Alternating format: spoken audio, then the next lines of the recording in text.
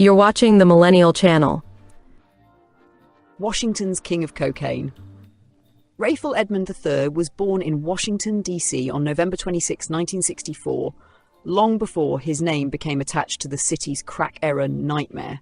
Our notes say he grew up in a crowded M Street Northeast home with his mother, Constance Bootsy Perry, his father, Rayful Edmond II, siblings, relatives, movement, noise, and constant family pressure. Both parents worked government jobs, but the house also exposed him early to illegal money. By age 9, Edmond was already around pills, runners, and the small street transactions that would later become his first education in the drug trade. He was not remembered as a slow child or an invisible one. At Dunbar High School, Edmond was voted most popular and best dressed, played basketball, and was described by teachers as smart, especially with reading and math. Gang historians often return to this detail, not to soften the record, but to show the split inside him. The young man who could move through school with charm and intelligence also carried a different ambition, one shaped by money, image, and the pull of the streets around Northeast Washington. For a short time, Edmond moved through a normal path. He attended the University of the District of Columbia and worked as a cook. But ordinary wages could not compete with the money appearing around the drug economy. Our notes say he later framed part of his motivation through family provision, saying he wanted to buy his mother a larger home one day.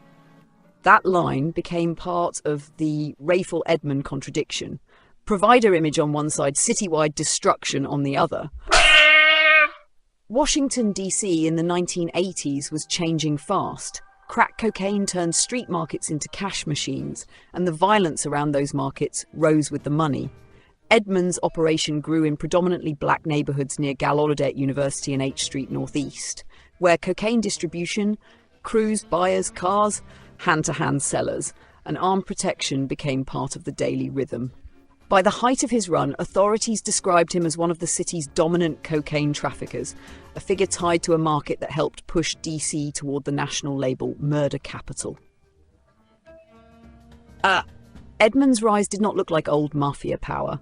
There were no Italian social clubs, no commission sit-downs, no formal family ceremony. His power looked younger, faster, and more visible. He had neighborhood loyalty, family involvement, basketball connections, jewelry, cars, travel, and a public image that made him known far beyond his own block. Prosecutors later argued that his organization employed roughly 150 people and generated huge sums, while Associated Press reporting said his network was estimated at one point to be moving up to 1,700 pounds of cocaine per month and earning millions of dollars each week. The Los Angeles connection gave the DC operation its larger supply power. Melvin D. Butler was later described in Washington Post reporting as a California cocaine broker for the Edmond organization, and Butler received a life sentence after admitting he obtained large quantities of drugs for Edmond. The West Coast connection mattered in the old street sense. Local dominance depended on outside supply, and Edmond's name became heavier once he could keep DC. Wholesalers fed with large cocaine flow. The organization's reputation also came from fear. The Justice Department's own review later said prosecutors characterized Edmond's network as a sophisticated enterprise that moved thousands of kilograms of cocaine with a street value of $15 million onto Washington streets between 1987 and 1989. The same review said prosecutors alleged Edmond controlled as much as 30% of Washington's cocaine market, and that his organization was linked to 30 homicides. Those killings were part of the wider criminal environment around the trade, even though Edmond himself was not convicted of murder. The public image was more complicated than the indictment. Edmond remained in Northeast and moved around young people, basketball, local events, and community spaces. Court testimony and later accounts described him giving money to children, buying clothing, sponsoring youth basketball, and helping people in need. That image gave him neighborhood loyalty and public mythology. It also made the damage harder for the city to process. The man some residents saw handing out cash was also the man prosecutors called the center of the largest cocaine operation in the capital's history. The Georgetown basketball connection became one of the most famous scenes in the Edmond story. Edmond was a Georgetown Hoyas fan, sat courtside with an entourage, and became friendly with players. Head coach John Thompson eventually called him into McDonough Gymnasium after hearing about the contact. Public versions long described Thompson as warning Edmond to stay away from his players, while Thompson's later memoir framed the meeting as respectful, with Thompson asking Edmond to make sure players were not pulled into illegal activity. In either version, the meaning was clear. The drug world had come close enough to Georgetown basketball that Thompson stepped in personally. By 1989, federal authorities were ready to move. Edmond was arrested on April 15, 1989, at age 24. The case became local and national news almost immediately. Officials treated the trial as a security crisis. Jurors' identities were kept secret, their seating area was protected by bulletproof glass, and the courtroom itself was guarded under extraordinary conditions. Edmond was held at the Marine Corps brig at Quantico instead of the DC jail and flown by helicopter to federal court each day. The trial opened on September 11, 1989, with Edmond and 10 associates, including family members and Tony Lewis. The charge at the centre was continuing criminal enterprise, a federal count that carried life imprisonment. Our notes say the courtroom atmosphere was closer to a national security proceeding than a normal drug trial. US Marshals ringed the court, bulletproof barriers protected the judge and jury, and the jury was sequestered with names kept secret. Prosecutors portrayed Edmond as a charismatic drug mastermind who learned the trade young and used violence, family, suppliers, workers, and cash to dominate Washington cocaine. One of the most damaging pieces of evidence came from a secretly recorded conversation involving his mother, where she described how her son had started small and then grew beyond the family's original scale. The defense tried to frame Edmond as a gambler whose lifestyle came from dice and numbers, not drug money. The jury did not accept that version. On December 6, 1989, Edmond was found guilty on all counts. The following year, the court imposed mandatory life without parole on the continuing criminal enterprise count, life without parole on major drug and youth employment counts, plus additional sentences on racketeering, travel, and communications counts. His mother, Constance Perry, received 14 years for participating in the enterprise, and other relatives also received prison terms. Edmond was 24 when the case locked him into federal history. The government believed the conviction had ended the empire. It had only moved part of it behind a wall. Edmond entered federal custody and was eventually held at Lewisburg in Pennsylvania. A Justice Department review said that less than a month after he arrived there, a prison telephone monitor reported that Edmond appeared to be talking about drug deals. The report quoted him saying that being locked up did not mean he could not get what he needed. The prison system had removed him from DC, but it had not yet cut his access to phones, visitors, mail, and other inmates. At Lewisburg, Edmond met Colombian-connected inmates, including people tied to the Trujillo Blanco Circle. From inside prison, he helped broker deals between DC area traffickers and Colombian sources. The old outside network adapted to the prison environment, using telephone calls and contacts as a new command line. In 1996, Edmond and another trafficker were convicted after conducting drug business through prison phones, and Edmond received an additional 30-year sentence. That prison phone case became embarrassing for the Bureau of Prisons. Federal officials later criticized the system after learning Edmond had used prison facilities as a base for new drug deals.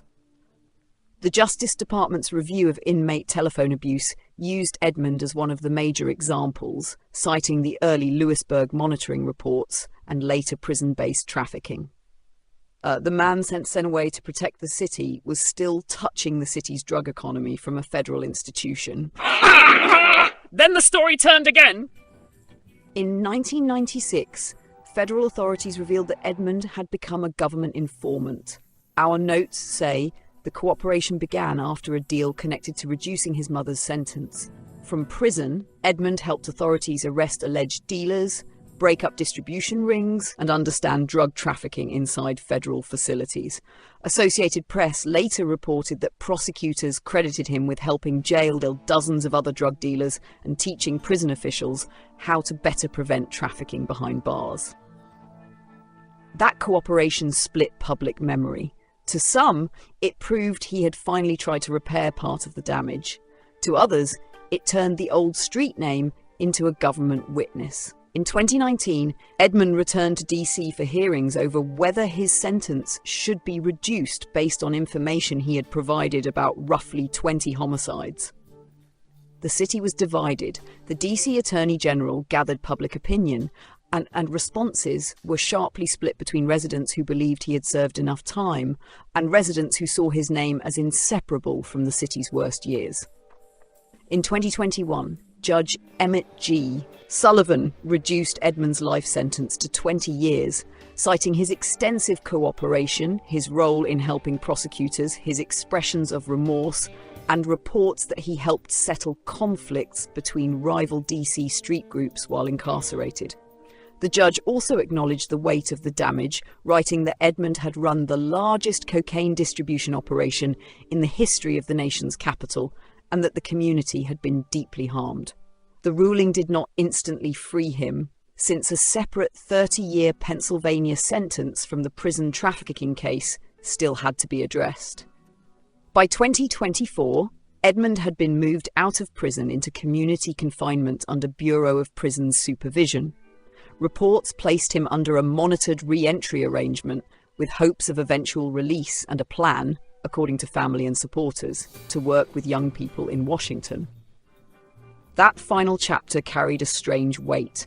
A man whose name once represented crack-era destruction was being discussed as a possible mentor, while families and neighborhoods that lived through the damage still carried memories that no sentence reduction could erase.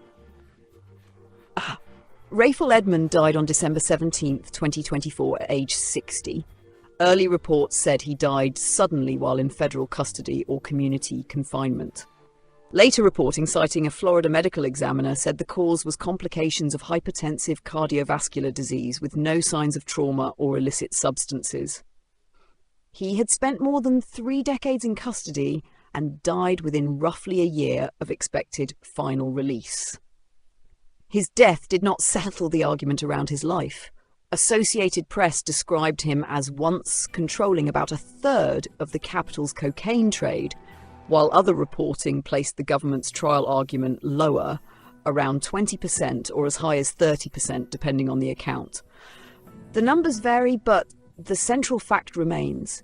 Edmond became the dominant symbol of DC's cocaine market during the period when the city's violence rose sharply and the crack epidemic reshaped neighborhoods, policing, courts, hospitals, and politics. The Rayful Edmond story is not only a drug story, it is a Washington story. It is M Street Northeast, Dunbar High School, Georgetown basketball, H Street markets, Las Vegas trips, Italian clothing stores, family involvement, anonymous jurors, Quantico helicopter transport, Lewisburg phone calls, cooperation papers, sentence reduction hearings, and a city still arguing over what punishment, remorse, and memory are supposed to mean. It is also a warning about charisma. Edmond's charm did not soften the enterprise, it helped power it. The same smile, style, generosity, and basketball presence that made people like him also made him harder to reduce to a single courtroom description. He was not an invisible trafficker hidden from the city. He was visible, famous, and treated by some as a local hero, while prosecutors described an organization tied to cocaine flooding, guns, and homicides. In the end, the record leaves 2 Rayful Edmonds standing in the same frame. One is the neighborhood figure who gave money away, sponsored games, dressed well, stayed visible, and inspired loyalty. The other is the federal defendant convicted of running a continuing criminal enterprise that helped pour cocaine into Washington during one of the city's most painful eras. The first image explains why people followed him. The second explains why the government built one of the most secure drug trials DC had ever seen. Rayful Edmond entered prison as the city's most famous drug kingpin. He kept dealing from inside, then became a witness, then became a symbol in the debate over early release, redemption, and the legacy of the crack era. He died before the final return to Washington that some around him expected. His name stayed behind in the city anyway. Attached to the years when cocaine money moved fast, young men died fast, and the capital of the United States carried another title it never wanted: murder capital.